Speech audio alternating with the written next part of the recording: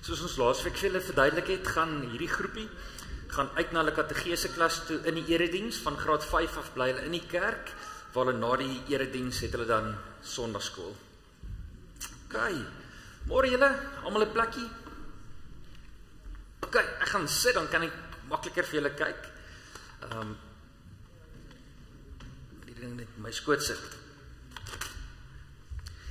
Wie van julle ken ons gemeente se visie? Weet julle wat 'n visie is? Dis daai ding wat ons altyd sê, wat ons graag wil doen. Wie weet wat dit is? Ons het dit laas jaar so geleer in die gemeente. Ja? As jy dit weet, gaan ek baie beïndruk wees, hè? Ons moet bid. Baie mooi, aanbidding, okay. Het julle al gehoor ons sê 'n omgee gemeente waar ons naby aan God tot seën vir mekaar en ander wil wees?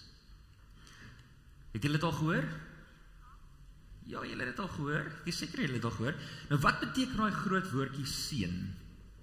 Wie van julle het 'n idee wat daai groot woord seën beteken? Tot seën vir ander mense. Ja? Jy hoop dit gaan goed met hulle. Dit is baie mooi, is 'n mooi antwoord. Jy hoop dit gaan goed met hulle. As ons sê met Kersfees en Paasfees, het jy al ooit gehoor mense sê vir mekaar, geseënde Kersfees vir jou, geseënde Paasfees vir jou, met nuwe jaar, en sê ons vir mekaar, geseënde nuwe jaar vir jou. Het jy al gehoor mense sê dit? Nou wat beteken dit as ons dit vir mekaar sê? As ons mekaar sê, geseënde verjaarsdag, as jy verjaar, wat sê ons dan? Nee, ek wil nie weet wat julle gekry het vir geskenke nie. Maar dan?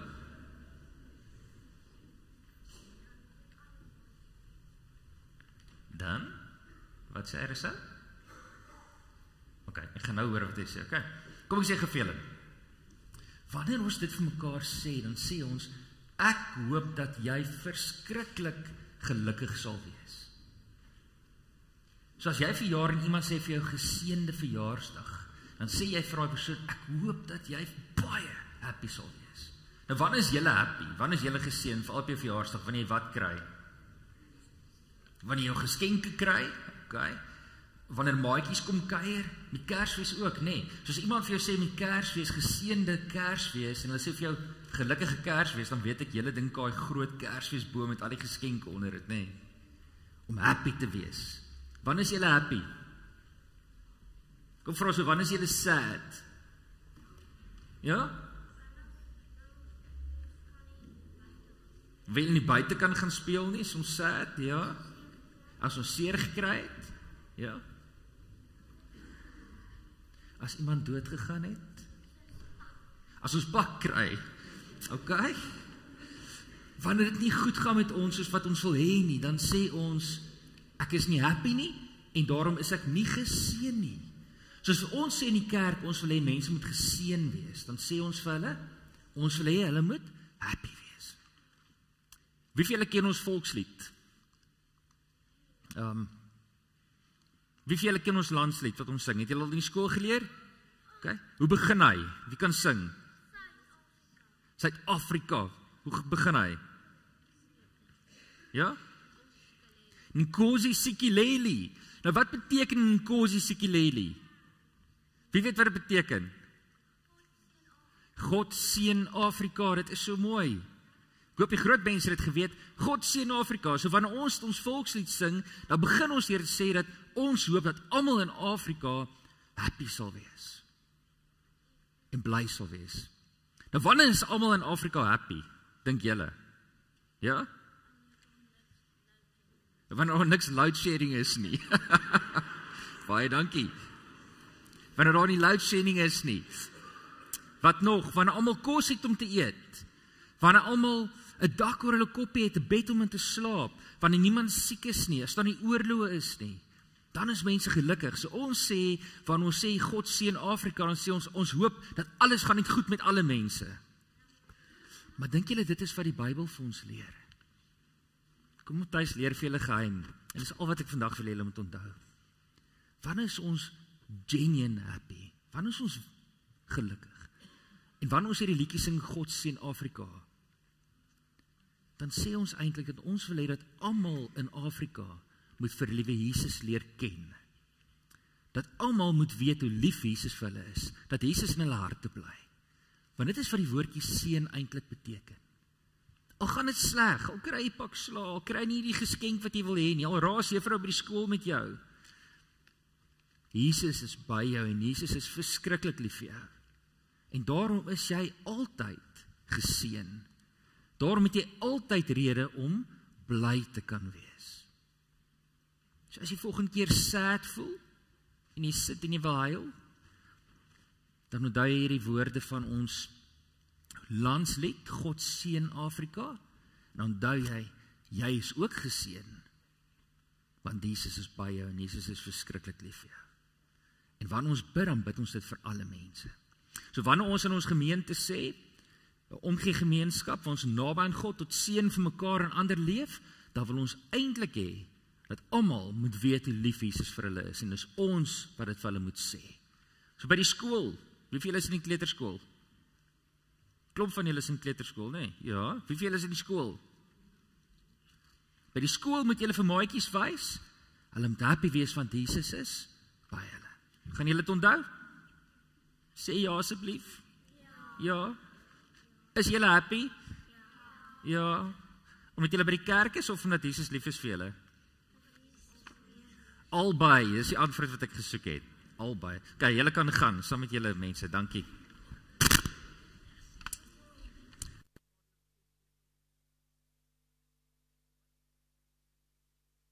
Ons kan maar die volgende lied speel asseblief.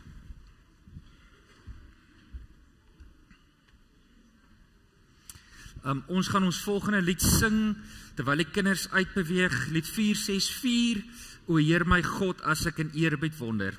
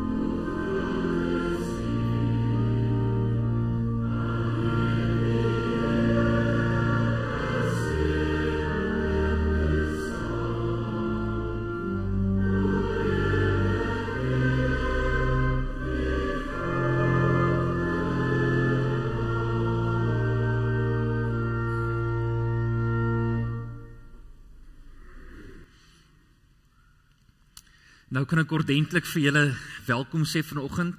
Dis lekker om almal te sien En ons hoop dat julle 'n goeie week gehad het, 'n geseënde week gehad het. Dit was ons week van gebed gewees, 'n baie geseënde week ook, en ons hoop dat julle ook saam met ons kon gebid het. As jy dalk nuut is by ons vanoggend, baie welkom. Jy is welkom om na die tyd net vir my te kom hallo sê hier voor. Dan wil ek ook sommer vir die mense wat lewendig inskakel op ons uitsending of later gaan kyk na die opname ook net baie welkom sê. Ons hoop dat julle ook die Here sal beleef in die erediens. Ek wil vra dat die mikrofoon net, as hulle sing, net sal aanwees asseblief. Die sangers was nie aangewees, net met die volgende een. Baie dankie. Ons gaan mekaar groet met hierdie woorde. Die aanvangswoord wat in Psalm 15 uitkom, een van ons leesrooster tekste, en dan gaan ek die seën uitspreek. En voor ons dan ons volgende lied sing, wil ek vir julle vra om dan vir mekaar te sê hierdie woorde, die Here het ons gegroet, ek groet jou. Om net bewus te word van die Here wat by ons is, hierdie seën, maar ook ons wat gekoppel is aan mekaar op 'n baie spesiale manier. So ek gaan hierdie vir ons lees, die seën uitspreek, en as dit stil word, draai na mekaar, en daarna gaan ons, alwaar as dit stil word, gaan ons lied 162, gaan ons sing, daar's 'n voorsanger elke keer, die mense wat vir ons gaan begelei, en dan is daar die gemeente wat agterna saam sing. Psalm 15. Wie het die reg om in die woonplek te kom, Here? Wie mag op die heilige berg vertoef? Hy wat onberisplik wandel, en doen wat reg is, wat met sy hele hart die waarheid praat, nie kwaad praat nie, sy medemens nie kwaad aandoen nie, en niemand beledig nie. Geliefdes, wees gegroet in die naam van Jesus Christus, die een wat beloof is, die een na wie verlang is, die een wat mens geword het vir ons sondes, die een op wie ons hoop, en die een wat weer sal kom. Amen.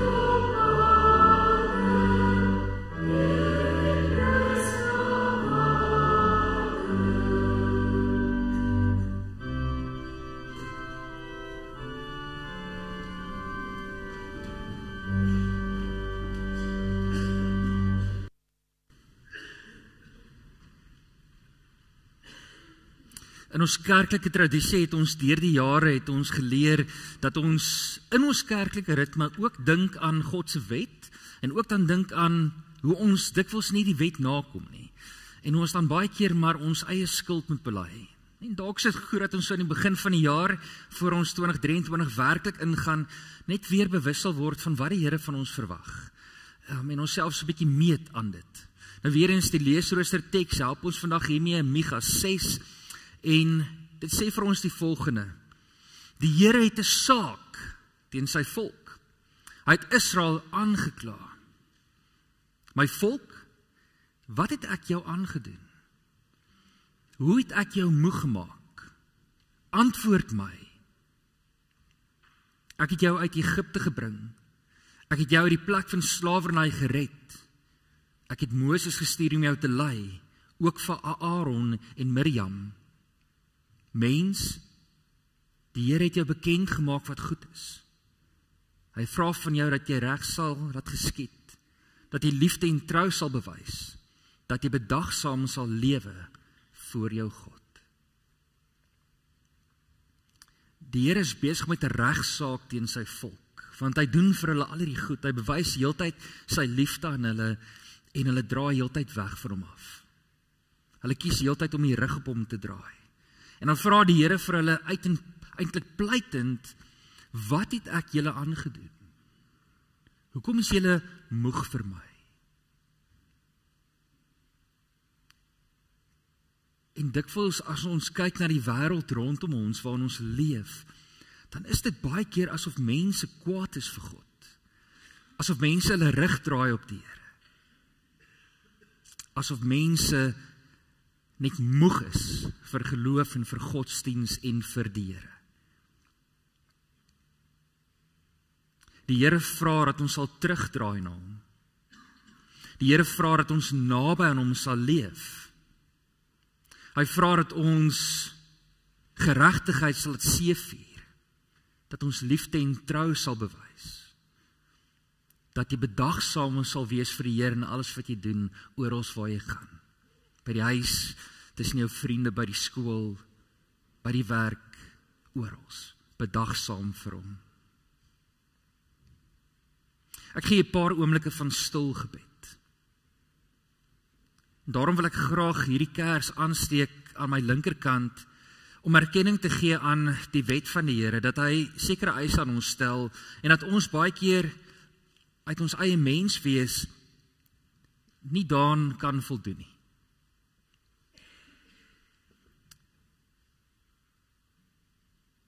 Kom ons raak bewus van dit.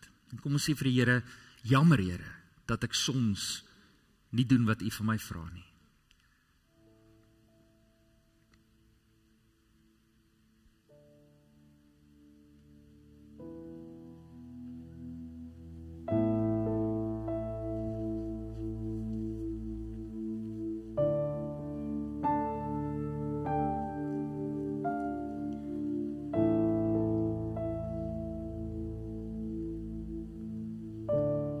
Maar dan is daar ook die mooi gedeelte van ons geloof. Dit waar ons vashou. En dit is dat die Here vir ons kom sê, onder andere in 1 Korintiërs 1, aan God is te danke dat julle met Christus Jesus verenig is.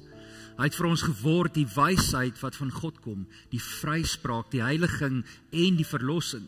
Daarom soos daar geskrywe staan, die wat wil roem, moet in die Here roem. En as ek dan hierdie kers aansteek, dan is dit om God se genade te verkondig en om te sê dat vir jou, maak nie saak hoe groot of hoe klein jou sonde is, jou oortreding is nie, maak nie saak hoe skuldig jy voel vanoggend nie, die Here vergewe jou en die Here spreek vir jou vry, die Here maak vir jou nuut, so ook vir my. Kom ons dink vir 'n oomblik oor dit.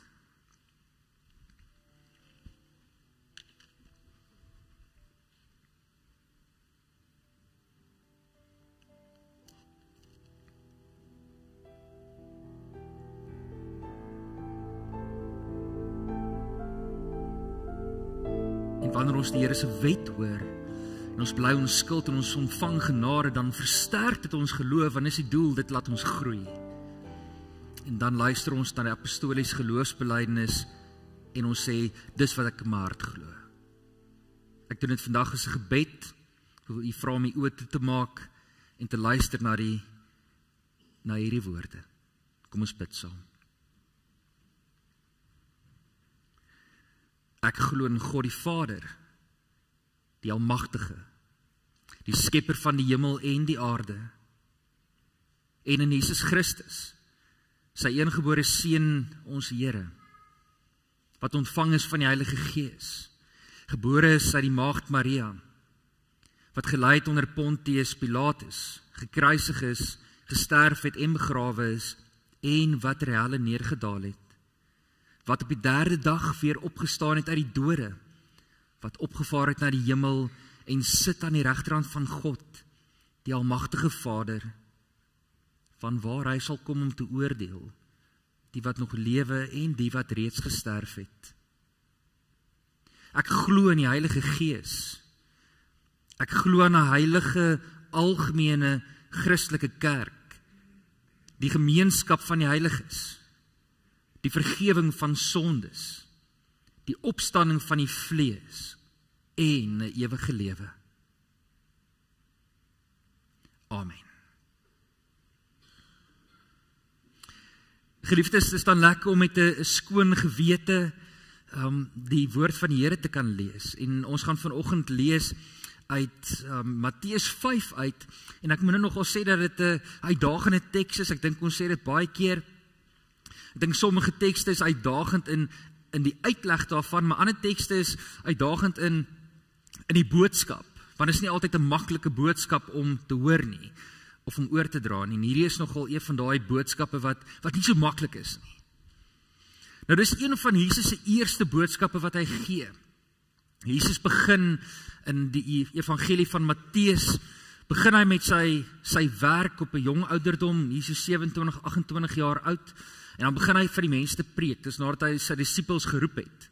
En in hierdie spesifieke gedeelte wil Jesus met sy disippels gesels, met sy naby mense, maar die mense wil so graag hoor wat hy sê, dat hulle agter hom aanstroom.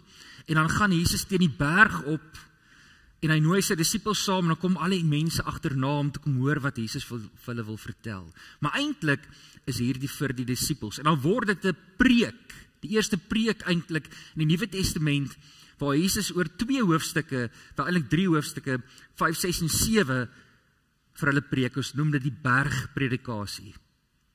En hierdie woorde is waarmee hy kies om te begin. Kom ons lees dit. Geseënd is die wat weet hoe afhanklik hulle van God is, want aan hulle behoort die koninkryk van die hemel. Geseënd is die wat treur, want hulle sal vertroos word. Geseënd is die sagmoediges, want hulle sal die nuwe aarde ontvang. Geseënd is die wat honger en dors na wat reg is, want hulle sal versadig word. Geseënd is die wat barmhartig is, want aan hulle sal barmhartigheid bewys word. Geseënd is die vredemakers, want hulle sal kinders van God genoem word. Geseënd is die wat vervolg word, omdat hulle doen wat reg is, want aan hulle behoort die koninkryk van die hemel. Geseënd is julle, wanneer die mense julle ter wille van my beledig en vervolg, en valslik al wat sleg is van julle sê. Wees bly en verheug, want julle loon is groot in die hemel. Hulle het immers die profete voor julle net so vervolg.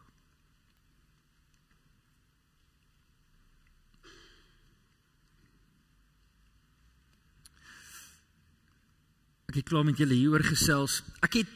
Sondag het ons die week van gebed begin deur eenvoudig God se plan op die tafel te sit. En ons het verlede week gesê dat God vir hom 'n span kies. Hy kies die kerk. En die doel van die kerk, want as ons nie 'n doel het nie, dan is ons doelloos. Ons is soos 'n skip op die water wat nêrens heen gaan nie. Die doel van God met die kerk is eenvoudig om sy koninkryk te verkondig. En dit het ons gesê is om die gebroke verhouding tussen God en mense te herstel. Ek het die beeld gehad van die kinders wat ons hier gehad het en die afstand tussen hulle en God wat inkom en weer hande vat met die kinders en sê, dis my plan en dit is julle plan as kerk, is om dit te doen. En het ons iets gesê van die strategie, is ons visie as gemeente, God se droom vir ons, en dan ook ons waardes wat ons graag wil uitleef, Maar ook dat ons deur die jaar sekere spanne wil vestig. Ons begin Februarie maand met 'n feesspan. Ons sal van volgende week af vir julle meer oor dit sê.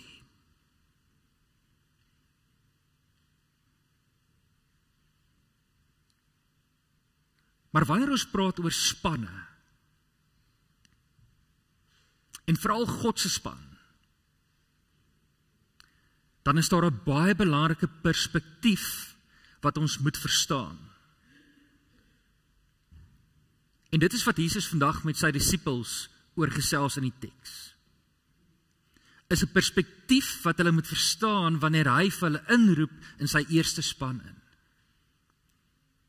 Jesus wil hê dat voordat hulle begin met hulle werk, hulle hom baie duidelik moet hoor. Want hulle het waarskynlik 'n sekere verwagting van wat vir hulle inwag wanneer hulle deel van hierdie span is. Soos mense wat deel raak van 'n rugby span, die wêreldbekerspan, as julle wen dan kry julle hierdie geld. En baie van hulle het moontlik deel geraak van Jesus se span omdat hulle hierdie verwagting gehad het, maar as ek deel is hiervan, dan gaan ek werklik gelukkig wees. Dan gaan ek geseënd wees, ek gaan happy wees, ek gaan opstaan en al my probleme gaan net weg wees.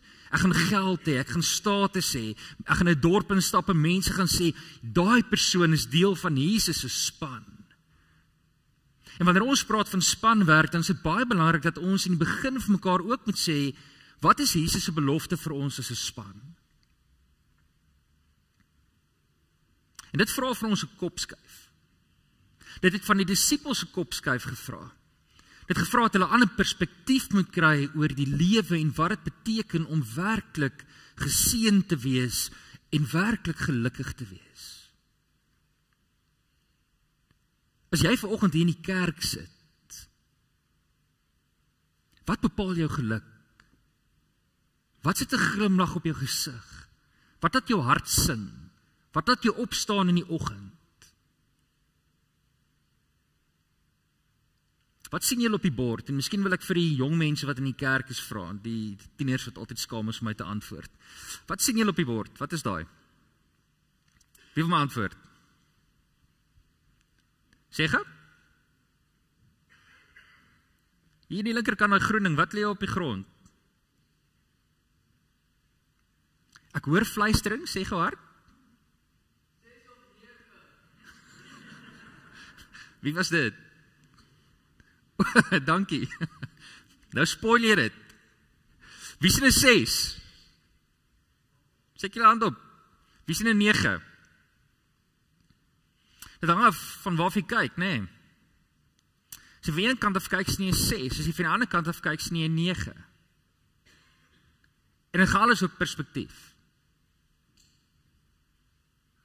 Daar's sekere mense in die wêreld wat vir ons verkondig dat wanneer ons Christene is jou perspektief van wat geluk is dat jy uit jou sokkies uit geseën gaan word, wêrelds.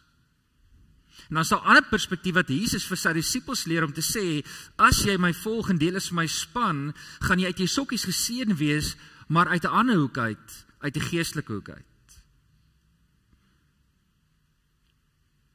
En Jesus wil nie hê sy disippels moet dink dat hulle gaan ryk word of status gaan kry as hulle kies om deel te wees van hom nie.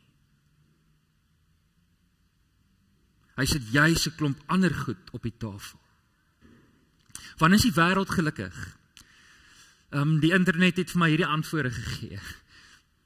Het gesê dat wanneer goed gaan met my, wanneer ek 'n gelukkige huwelik het,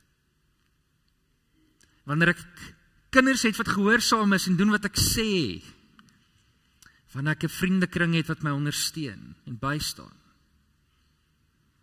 wanneer ek gerespekteer word in die samelewing of deur mense bo my raak gesien word by die werk of by die skool, as iemand vir my gesag gee, as 'n juffrou vir my sterretjie in die kop sit en sê jy's oulik.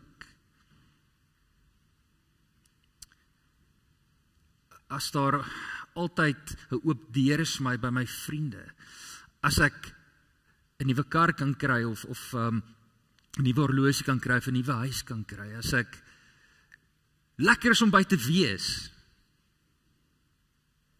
vriendelik, gesond, fiks. seker jy jou eie goed kom bysit. Maar dis die wêreldse perspektief. En dis presies wat Jesus vir sy disippels wil sê, moenie hierdie goed verwag nie. So wat kan ons verwag? Jesus noem 9 goed. Sommige vertalings sê 8 of kommentare sê 8. Hy sê die volgende goed. Jy's werklik gelukkig, werklik geseënd wanneer jy weet hoe nodig jy vir God het. Wanneer jy treur oor alles wat nie reg is nie. Wanneer jy bereid is om sagmoedig te leef. As jy honger en dors na geregtigheid. As jy bereid is om barmhartig te wees. As jy rein van hart is. As jy bereid is om vredemakers te wees. Bereid is om vervolg te word ter wille van geregtigheid. Bereid is dat mense hulle om sy wil beledig en vervolg en vals beskuldig. Hier is nie 'n rooskleurige prentjie nie, vriende.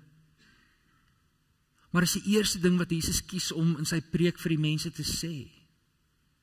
As jy hier sit en jy luister en jy kies om op te staan en agter my aan te stap, dan kan jy kies om te treur en om arm te wees van gees. Om swaar te kry, om vervolg te word, om gespot te word, om verneder te word.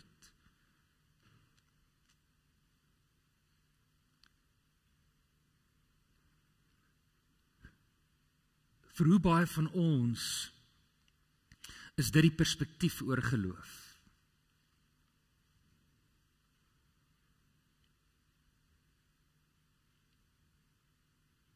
Dis iets waarmee ek self baie gekonfronteer word. Is wat bied my geloof vir my? Wat is in dit vir my? Ek het nie vandag tyd om na almal te kyk nie, maar ek gaan kyk na die eerste 4.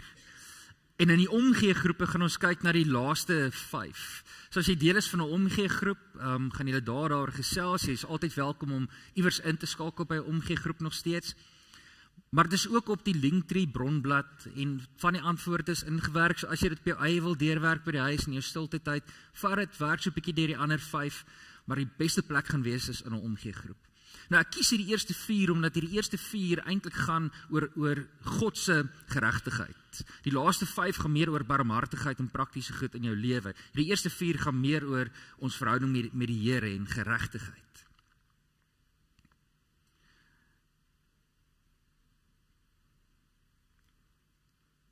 Wie is geseën?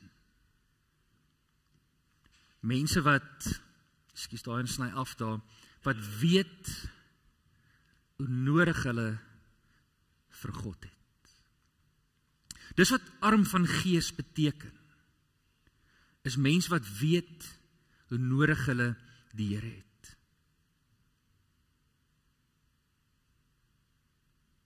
Dit vra van ons om geestelik arm te wees. En nie geestelik met 'n hoofletter G nie, met 'n klein lettertjie G. Om wêrelds geestelik arm te wees. Want as jy jou lewe, jou gees volmaak van al hierdie wêreldse verwagtinge en perspektiewe, dan is daar nie plek vir God om in te kom en deur jou te kom werk nie. Daar's niks fout met die wêreldse goed nie. Dis nie wat Jesus hier sê nie. Al wat hy sê is as jy afhanklik is van jou wêreldse geestelike goed met 'n klein letter, dan gaan jy altyd arm wees van gees met 'n hoofletter, die Heilige Gees. Altyd. Geseënd is die wat arm van gees is, want by hulle is daar die potensiaal om te groei. Jesus sien sy disippels voor hulle en sê vir hulle, ek verwag van julle om oop te wees vir my, om oop te wees vir die Vader se inset in julle lewe. En wat is die beloning wat hulle gaan kry? Dis die koninkryk van die hemel. Daai goal waarna ons streef, daai mikpunt, as jy arm van gees is, dan is dit jou beloning. Die ewige koninkryk. Wat belangriker is en groter is as enigiets anders in hierdie wêreld. Paulus sê in 2 Korintiërs 12 sê hy, my genade is vir jou genoeg. My krag kom juis tot volle werking wanneer jy swak is. Daarom sal ek baie liewer oor my swakhede roem, sodat die krag van Christus my beskutting kan wees. Wanneer ek swak is u sterk. Jesus vra van ons om broos te wees. Ons hou nie daarvan nie, dit is vir ons moeilik. Niemand wil sê ons is swak nie, ons wil juist sê ons is sterk. Jesus vra van ons om swak te wees. Want dan vind ons ware geluk. Dan sal daar glimlag op ons gesig wees, ongeag van wat rondom ons aangaan. Nie vroomheid nie, opregte geluk. Die tweede een wat Jesus sê, ekskuus ek het daar vir julle aangebring, die tweede een wat Jesus sê, is gelukkig is die wat treur oor alles wat nie reg is nie. Gelukkig is die wat sy harte breek. Gelukkig is die wat huil wanneer hulle stil word en 'n wêreld rondom hulle sien wat stikkend is. Mense in pyn en lyding sien. Mense in nood sien. Mense wat nie vir God in hulle lewens het nie. Om te treur beteken dat jy besef dat jy niks kan doen nie. As jy geliefde afstaan in die dood, dan treur jy want jy wil hulle terug hê, maar jy kan niks in dit doen nie. As ons agter Jesus aanstap en deel van sy span word, dan treur ons oor wat in die wêreld aangaan en ons besef ons kan niks in dit doen nie, net God kan nie daaromtrent doen. En daarom treur ons juis nie hopeloos nie, maar met hoop, want God kan iets aan dit doen. Het is vreemd om geluk aan treur te koppel. Dit maak nie in ons koppe sin nie, dit is 'n totaal ander perspektief. Maar dis wat Jesus hier vra. Laat jou hart breek vir dit wat verkeerd is in die wêreld.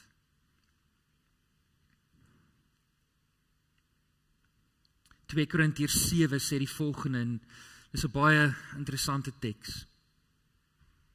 Want die droefheid volgens die wil van God werk 'n onberoulike bekering tot redding. Hoor gou weer mooi. Ek gaan dit vrylik vertaal.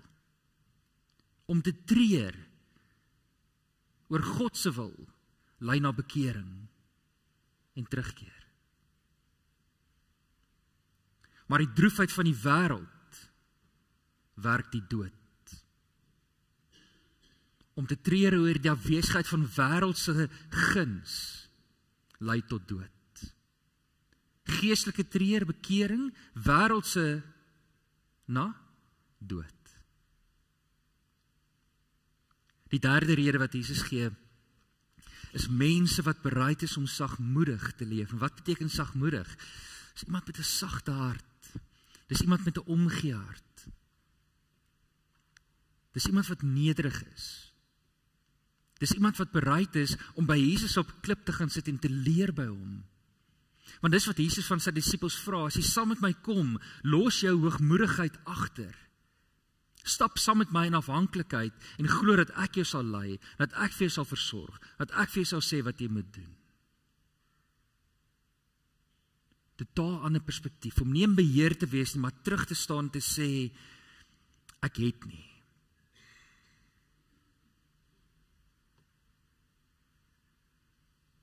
Wat is hulle beloning?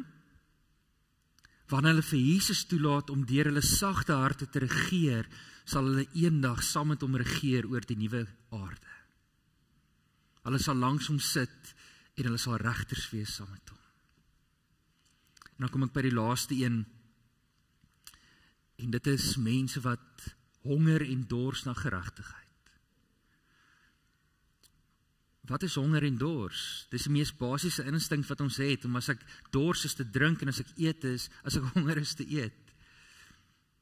En dis wat Jesus vir ons sê, wanneer jy soek na God se wil, na sy wet wat ons net nou aangesteek het, na sy liefde, dan sal jy versadig word op 'n manier wat jy nie kan verstaan nie. Dan sal hierdie leë gevoel wat binne in jou is weggaan. Hierdie gevoel van altyd om te soek na iets, sal weggaan, sal gee pad. Sal nie meer daar wees nie. 4 goed, wat Jesus so in die begin vir ons sê. Jy is gelukkig, wanneer jy afhanklik is van die Here, wanneer jy arm van die Gees is. Jy is gelukkig wanneer jy treur oor die gebrokenheid van die wêreld. Jy is gelukkig wanneer jy 'n sagte omgee hart het en besef dat die Here alleen jou kan gebruik. Jy is gelukkig wanneer jy honger en dors na geregtigheid.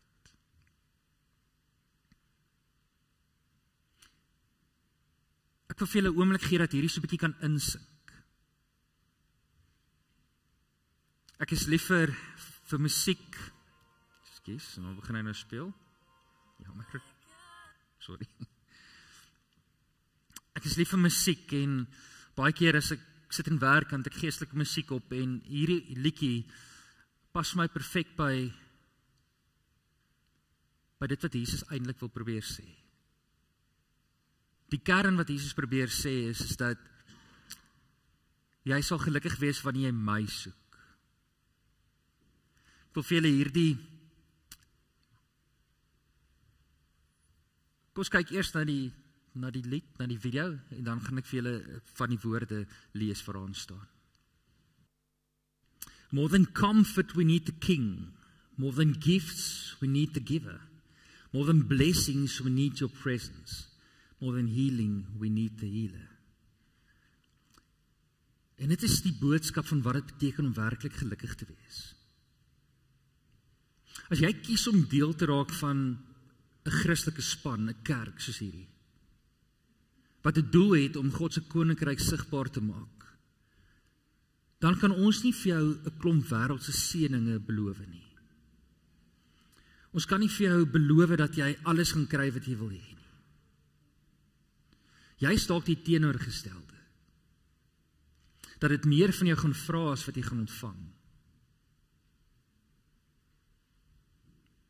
Maar die belofte is ware geluk. Ewige geluk. More than comfort, we need the King. Ons koor die koning. More than gifts, we need the giver. Het gaan nie oor 'n geskenk nie, het gaan oor die een wat gee. More than blessings, we need your presence, om naby die Here te wees. And more than healing, we need the healer. Ons werk baie met hierdie 3 bewoordings. Ek, ons en ander. Ons visie. Naby aan God tot seën vir mekaar en ander. Wat beteken seën vir jouself? Kom ons gee 'n oomblik van stil gebed oor dit. Dink nou oor die eie lewe. Wanneer is jy gelukkig? Wat moet vandag in jou lewe gebeur sodat jy waarlik gelukkig kan wees? Gee dit in gebed vir die Here. Gee jy oomblik.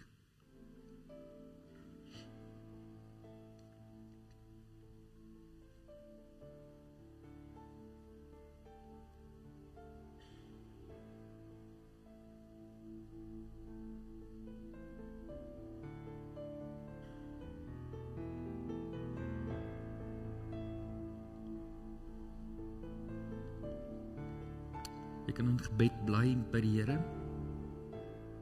Wat beteken seën vir ons as gemeente? Vir ons as 'n span? Wat moet met ons gebeur sodat ons werklik kan sê ons is gelukkig as 'n geestelike familie?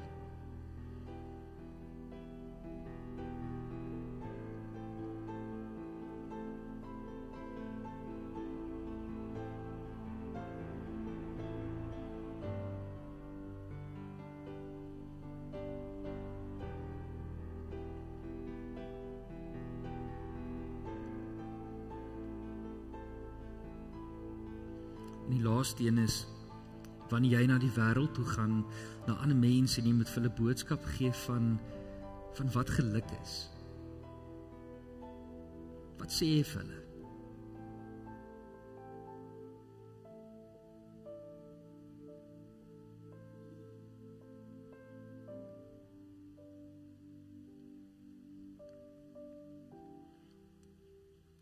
Here Jesus, ons het nodig dat ons koppe geskuif sal word.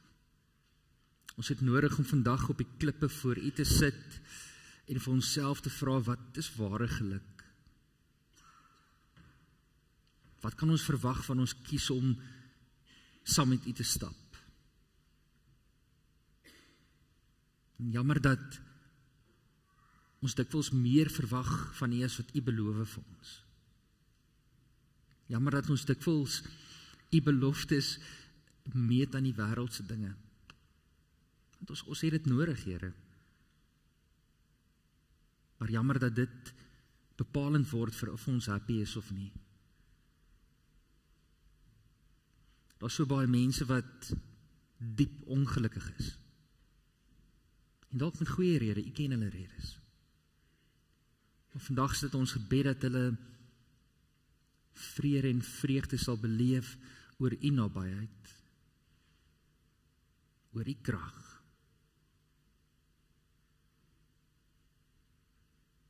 Ons kan hierdie jaar kom bid vir kinders by die skool, vir huwelike, vir ons nywerhede, vir ons boere, en ons kan kom vra dat U al hulle werk sal kom seën. En ons kan dit doen met die wete dat dit dalk nie realiseer nie. Maar ons kan dit ook doen met die wete dat dit nie beteken dat U nie lief is vir ons nie. Kom verander ons harte. Amen. Ek het net 1 of 2 vinnige afkondigings. Oom Koos kan vore kom asseblief.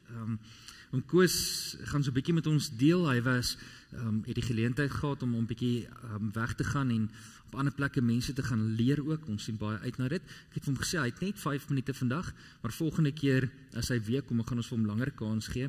En dalk sommer 'n hele preekgeleentheid gee Oom Koos om vir ons lekker te vertel wat dit is. Voor oom begin, net gou, ons haak vandag in by die kollekte, is vir predikante begeleiding en volgende week is vir seelei. En die res van die goeds alles op die afkondigings. Ek maak julle bewus van die gemeentekamp wat daar al baie min plek oor is. So bespreek as jy wil bespreek, en dan ook van die jeugkamp wat in Februarie maand ook is. Ons sal vir julle binnekort meer inligting oor dit gee. Dankie. Goeiemôre. In 1908 het daar 50 Afrikaans sprekende gesinne ingetrek of weggetrek uit die ou boererepublieke na die Anglo-Boereoorlog. Hulle het ingetrek in die oostelike of westelike hooglande van Kenia naby die Uganda grens. Daar het later 'n dorpie ontstaan met die naam van Eldoret. 'n jaar nadat die versukkelde arm boere daar ingetrek het 'n klompie boerevrouens 'n sendingorganisasie gestig en begin sendingwerk doen tussen die Maasai mense. Gevolg van hierdie werk was die ontstaan van die Reformed Church of East Africa. En daar is nie meer vandag in Eldoret van ons mense oor nie, maar daar is 'n seminarium oor, wat die gevolg was van daardie boerevroue se werk. En hulle het my genooi om bietjie daar te kom klas gee. As die Here wil, vertrek ek die komende naweek daarheen. Ek vra dat u vir my sal bid, dit is vir my iets heeltemal niets. Die reis soontoe sal seker so 17-18 ure duur, so dit is amper so ver as om die hele wêreld te vlieg.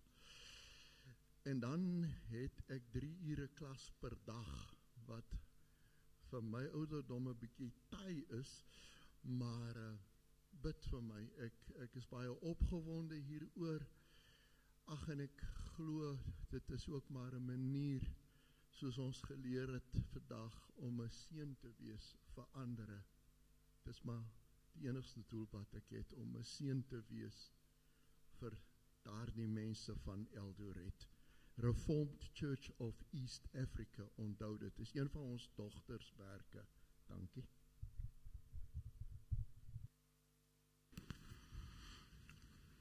Dankie oom het nog 3 minute oorgehad. Oom Koos, ek het die voorreg gehad om as 'n student, het ek by Potch het ek geleentheid gehad om uitreik te gaan Kenia toe onder die Maasai. Wonderlike geleentheid, so ek dink al wag vir oom 'n groot seën voor.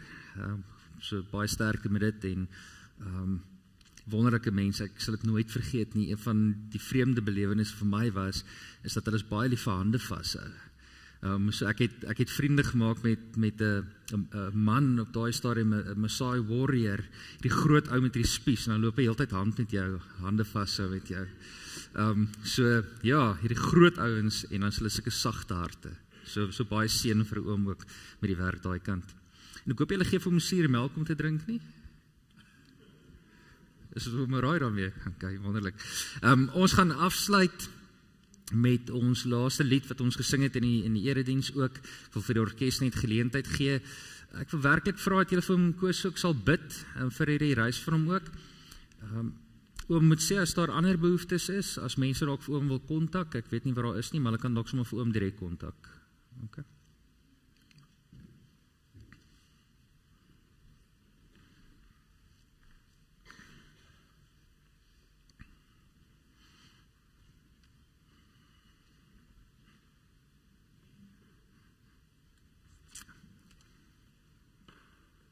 Julle kom maar staan, dankie.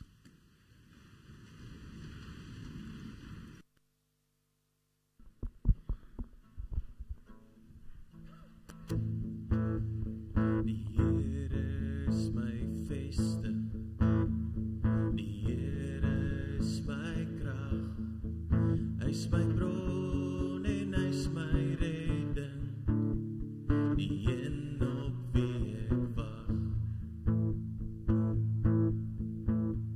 Die Here is my voorspoed, hy sal vir my voorsien, soos 'n pa sorg vir sy kinders, gee hy meer as wat ek ooit sou kon verdien.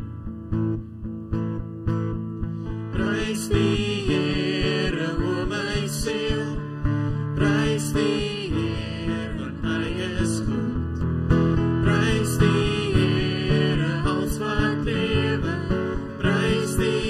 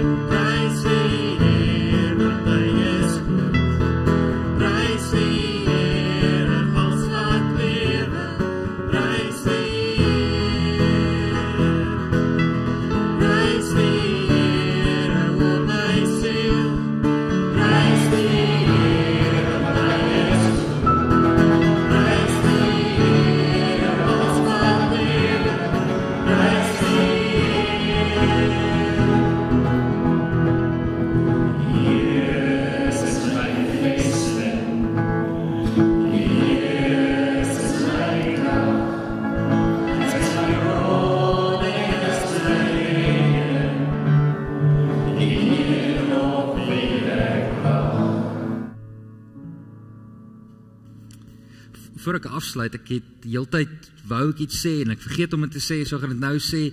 Dominee Johan en Nicoline is vandag nie hier by ons nie. Hulle jongste seun Richard het gister getrou, so sommer net vir hulle ook baie geluk met hulle laaste ene wat nou ook getrou het.